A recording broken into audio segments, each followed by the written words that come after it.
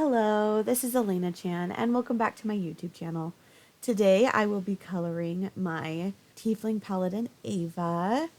This coloring page is from the first time that I ever did huevember. I took a bunch of my D&D characters and picked the color that went with them the best and posted them throughout the month with just their color. On top of this being from the first time I ever did the huevember series, this is also the first time that I ever dabbled with the Art Nouveau style. I have found Art Nouveau to be very inspiring to me. I really love that the art looks a little bit like stained glass. I also really like that it uses a lot of outlines and things like that, using different things inside of different panels. And I have really loved exploring that. And I really wanted to take this opportunity while coloring to add in more colors than just pink, since Ava is a pink tiefling. I'm using my Crayola markers in this video. I have a set that is a fine line, and I decided that I should use the fine lines to get in all the little details and whatnot before I went to my thicker tipped markers. And I had a lot of fun filling in all of the really tiny stuff with this pink marker, and then I also grab out a green. This page ends up being primarily pink and green, so I didn't branch out a whole ton with the colors. I just added in the green. But I thought it was a really good use of my markers to use all of the really skinny ones to do all of the fine details. And then I moved on to my bigger tipped markers to do the rest. I want to tell you a little bit more about Ava. So Ava is the younger sister to my character Namaya. I recently drew a family portrait of Ava's family. This is before her father passed away. So we have Garth, who is the dad, and Eve, who's the mom, Namaya, who's the older sister, and then Ava, who's the younger sister. I wanted Ava and Namaya to be from a family of only tieflings. I know that lore-wise, sometimes tieflings are just born into a family because they have strong ties to magic. But in this instance, I wanted them to be a full tiefling family.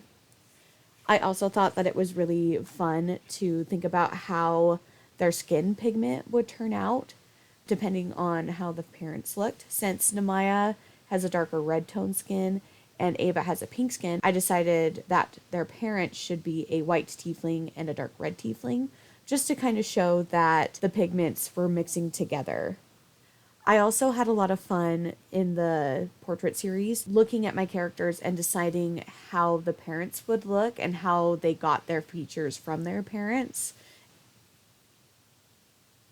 I created both Ava and Namaya for the Tomb of Annihilation campaign that I did with my friends.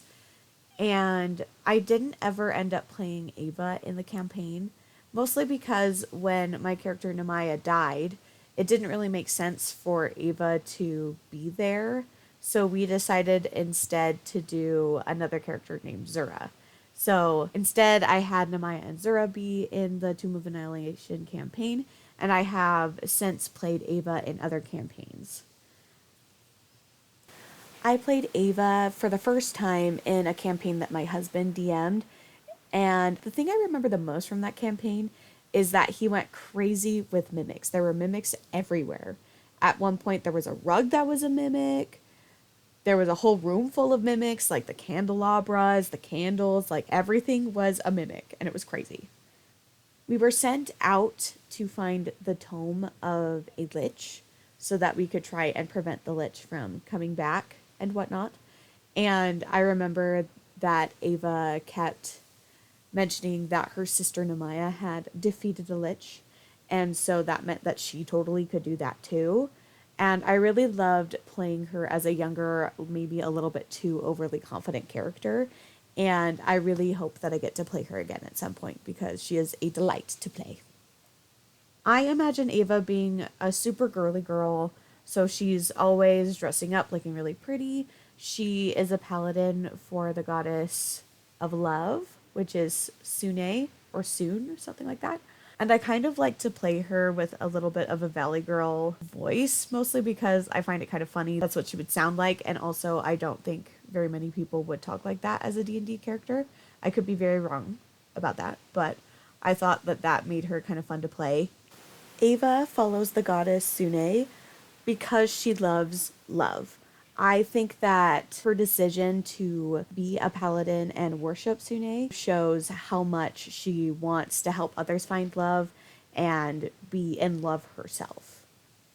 I also have given Ava a fiance named Bennett. I've drawn him a couple of times, not very many, but I picture him to be a human fighter or something like that. I have always imagined that Bennett would keep coming to the Sune Temple, trying to find a romantic partner. He finds out that he really likes Ava instead of all of the other people that she's been suggesting, which is how they got together in the first place. When they got engaged, he gave Ava one of his daggers, so that's kind of part of her character design in her character sheet and whatnot. I do have her have two daggers, and one of them doesn't match her aesthetic because it's from her fiance, and I thought that was really cute.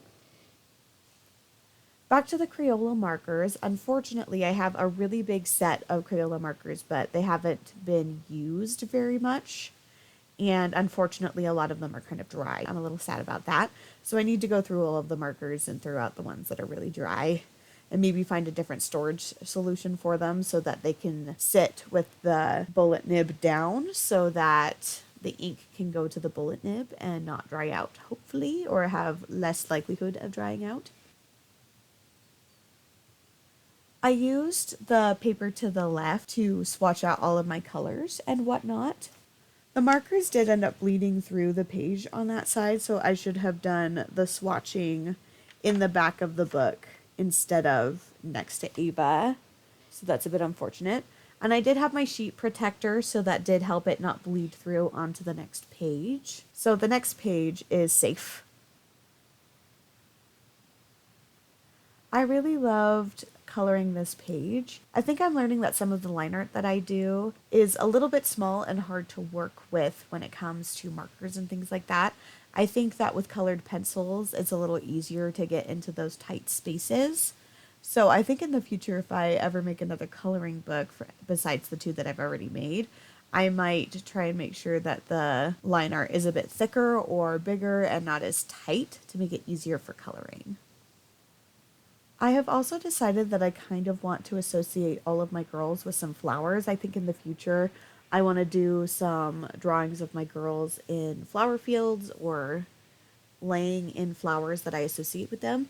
And I think for sure that I like Ava with pink roses, partially because she is pink, but I think that her being centered around the idea of love, I think that roses would really fit her.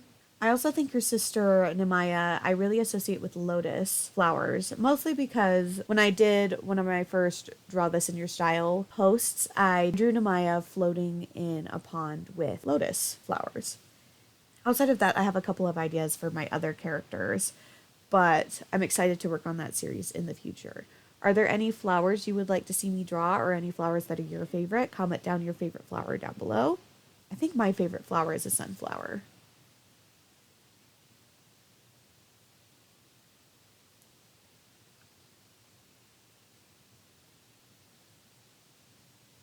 I had a lot of fun trying to decide which shades of green and pink I wanted where. I ended up putting the darkest green behind Ava just because I felt like that would really make her pop. And her color scheme has her with a darker pink hair and a lighter pink skin tone. So I think that that really helped her pop off of the page. I tried to use all of my juiciest markers for this, but I feel like some of the markers just didn't go on very nicely because they were drying out a little bit.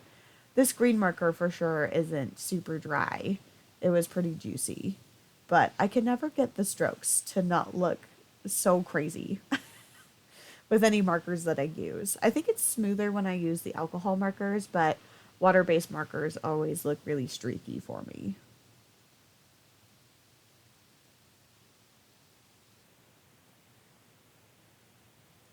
I find coloring in coloring books really soothing and it's always really fun. So I've loved giving myself a reason to color in my own coloring book.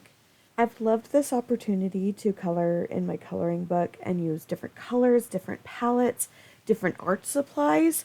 It's been so much fun to pull out all my art supplies that I don't usually use since I am such a big digital art person and have my process with that. And it's been fun to reestablish using those physical art supplies again.